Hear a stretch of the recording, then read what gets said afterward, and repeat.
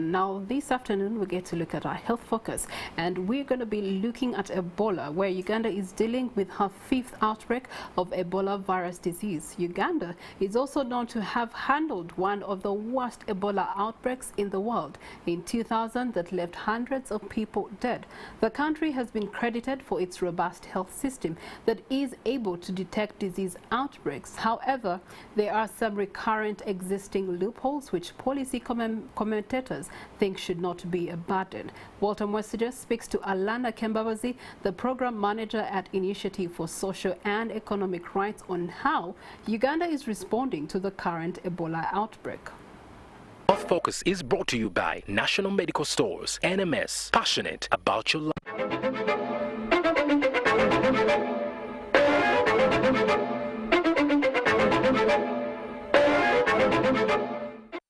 I want to hear your thoughts on how we have tackled the outbreak so far. And I think a strength that we have is the fact that our systems are able to detect.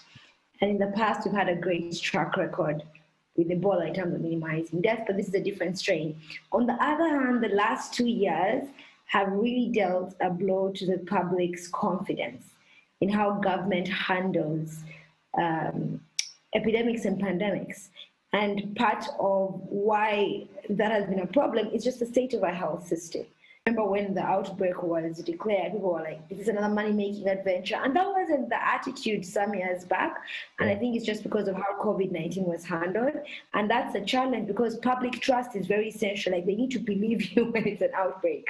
And the other community structures you've put in place, first of all, well motivated, in terms of being facilitated, in terms of being trained to go and educate the community and report, but also do they have a proper sort of referral structure? Can they send people to where they can get help? These are all things the government should be proactively thinking about when the cases are not haven't overwhelmed the system yet. At the point of healthcare workers is where I want us to focus now, because we were through COVID-19 and we saw the challenges with their allowances and availability of PPE. And these are still the same things. I think also the fact that we have failed to prioritize the well-being of our healthcare workers.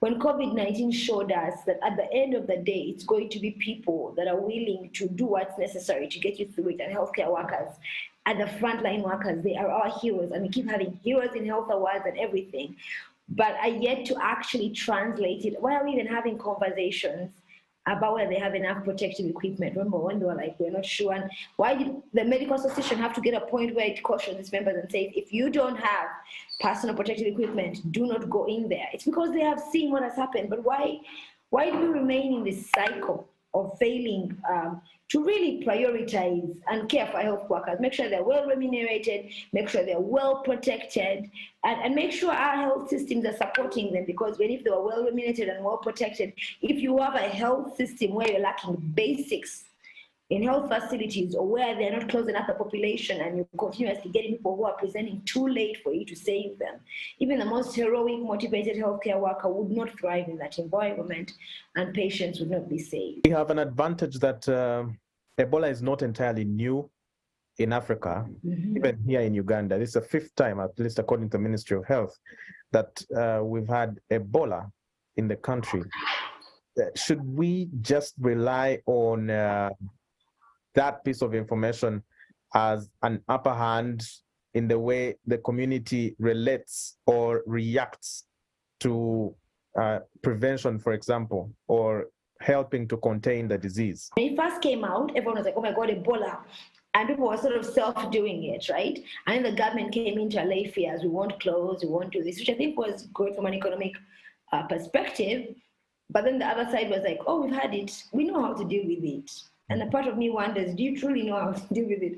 Because it's a new strain. So I think government has that tricky balance in messaging about to reassure you for the economy to go on and so forth, but also to make sure that it is given the seriousness it deserves in terms of preventative measures.